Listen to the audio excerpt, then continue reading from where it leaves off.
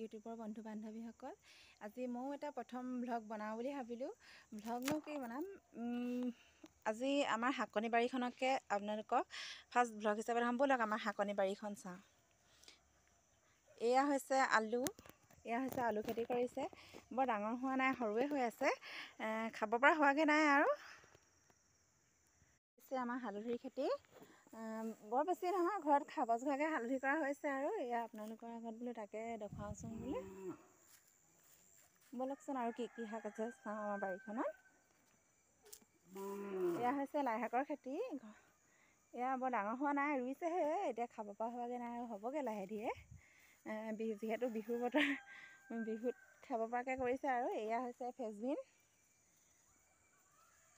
দেখিছেনে বাৰু? যদি ভাল লাগে চেনেলটো লাইক কমেণ্ট আৰু শ্বেয়াৰ কৰিবলৈ নাপাহৰিব। এয়া হৈছে ৰঙামৰিচা, এয়া সৰু সৰু এনেই লাই গুটি ছিটিয়াইছিলে, এয়া কিন্তু ফুল হৈ গ'লগৈ। এয়া এইফালে হৈছে ধনিয়া, খাইছোঁ আৰু ঘৰত অলপ চলপকৈ, বৰ ডাঙৰো হোৱাগৈ নাই।